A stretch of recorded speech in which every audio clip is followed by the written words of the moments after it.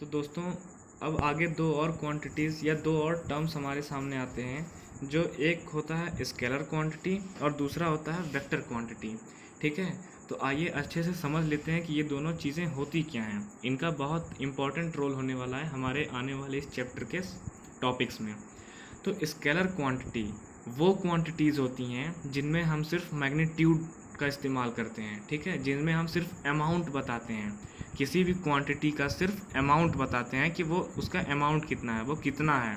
उसमें डायरेक्शन से, दिशा से कोई मतलब नहीं होता है।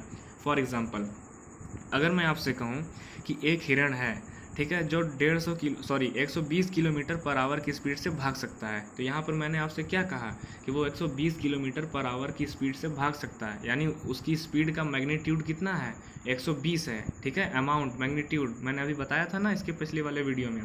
ठीक है, अब मैंने ये नहीं कहा कि वो किधर भागेगा। हिरण 120 किलोमीटर पर आवर की स्पीड से किसी भी दिशा में भाग सकता है। It can run in any direction. ठीक है, it is not important in a fix direction he should run. ठीक है, तो वो हो गया है हमारा स्केलर क्वांटिटी, जहाँ पे हम सिर्फ मैग्नीट्यूड बताएं, जहाँ पे हम सिर्फ अमाउंट बताएं।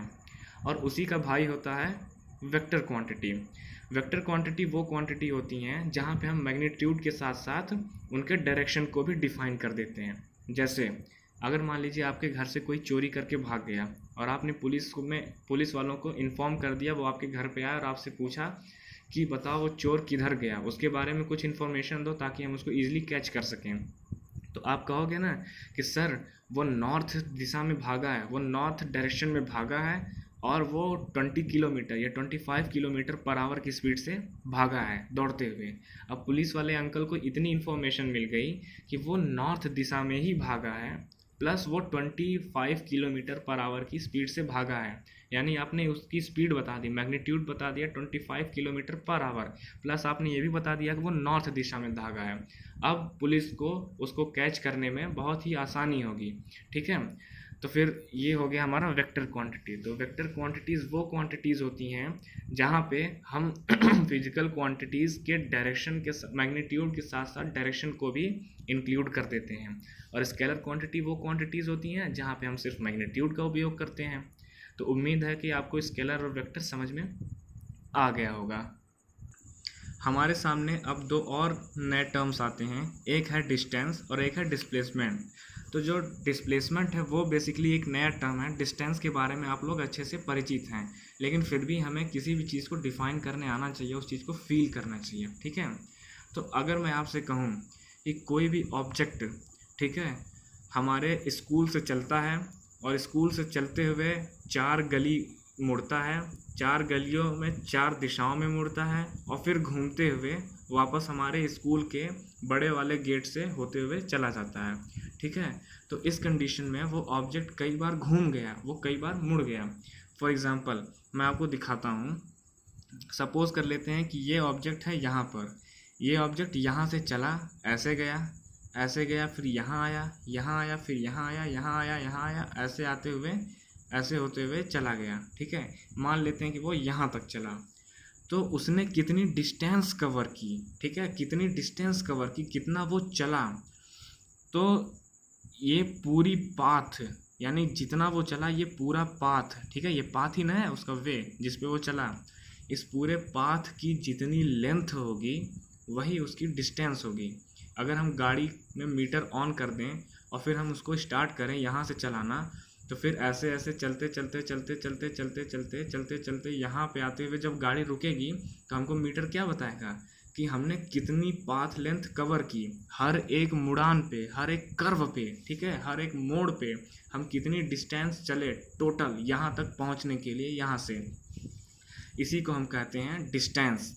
तो distance is what basically the total path length covered by the moving object, यानी कोई भी मूविंग ऑब्जेक्ट है उसने कितनी पाथ लेंथ कवर की या पाथ की लेंथ कवर की अपने मोशन के दौरान। ठीक है, ये हो गया डिस्टेंस। वेरी इजी टॉपिक है, वेरी सिंपल कॉन्सेप्ट है। डिस्प्लेसमेंट एक नया कॉन्सेप्ट है।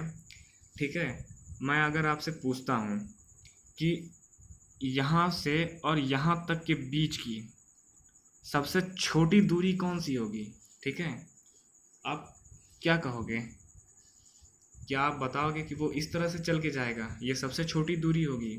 या आप कहोगे कि वो ऐसे आके यहाँ पे घूम जाएगा? या आप कहोगे वो ऐसे आके यहाँ पे घूम जाएगा? बिल्कुल नहीं कहोगे। ठीक है, सबसे छोटी दूरी होगी क्या? ये छोटी दूरी होगी, सबसे छोटी दूरी ये होगी।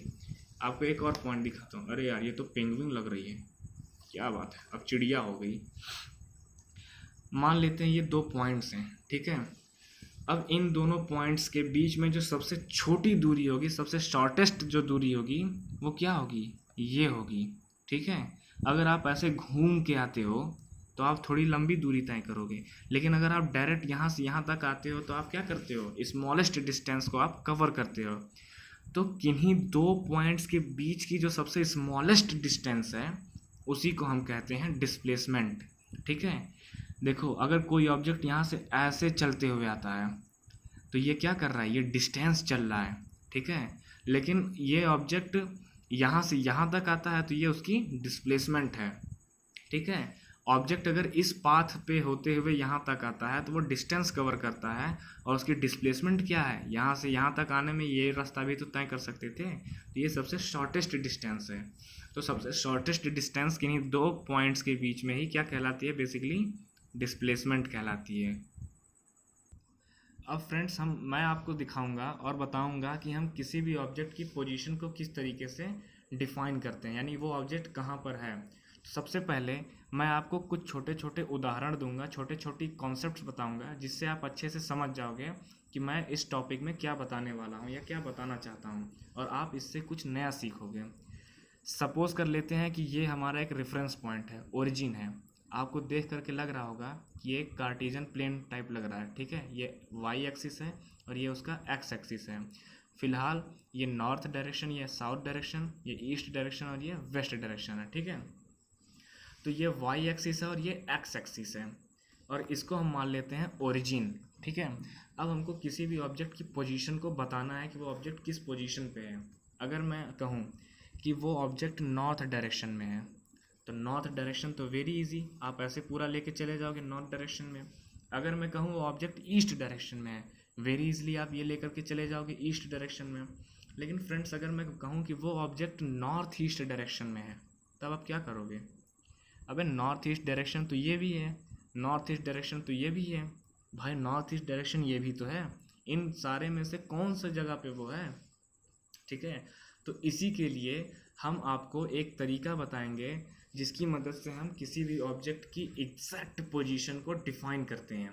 ठीक है, तो सबसे पहले हम कहते हैं कि जो एक्स एक्सिस है, ठीक है, x axis north east direction में जो एक्स एक्सिस है, वहाँ से वो ऑब्जेक्ट 45 डिग्री पर है। ठीक है, 45 डिग्री पर है। सपोज कर लेते हैं ये हमने बना दिया 45 डिग्री, हल्का हल्का दिख रहा होगा, अभी मिटाया गया था। ठीक है, 45 डिग्री पर है। अब हमने ये बता दिया कि ये ऑब्जेक्ट एक्स एक्सिस से 45 डिग्री पे है, यानी अब इतना तो कंफर्म हो गया कि ना ये यहाँ पे है, ना यहाँ पे है, ना यहाँ पे है, ना यहाँ पे है तो वो इसी लाइन पे कहीं। ठीक है, इसी लाइन पर कहीं पर है, अभी भी हमको पता नहीं है कहाँ है। अब हम कह देंगे कि वो इस 45 डिग्री पर, यानी 40 एक्स एक्सिस से 45 डिग्री पर 20 किलोमीटर की दूरी पर है, यानी इस लाइन पे वो कहीं 20 किलोमीटर की डिस्टेंस पे है। अब हमारा ऑब्जेक्ट क्लियरली डिफाइन हो गया, उसकी पोजीशन बिल्कुल पता चल गई, वो कहीं और नहीं है, सिर्फ 45 डिग्री पर है और 20 किलोमीटर की दूरी पर है, यानी वो object exactly it is here. ठीक है, वो यहाँ पर प्लेस्ड है। तो इस तरीके से हम किसी भी ऑब्जेक्ट की पोजीशन को डिफाइन करते हैं। उम्मीद है आपको बहुत अच्छा लगा होगा। आगे और भी वीडियोस देखने के लिए हमारे चैनल को लाइक करें, सब्सक्राइब करें। धन्यवाद।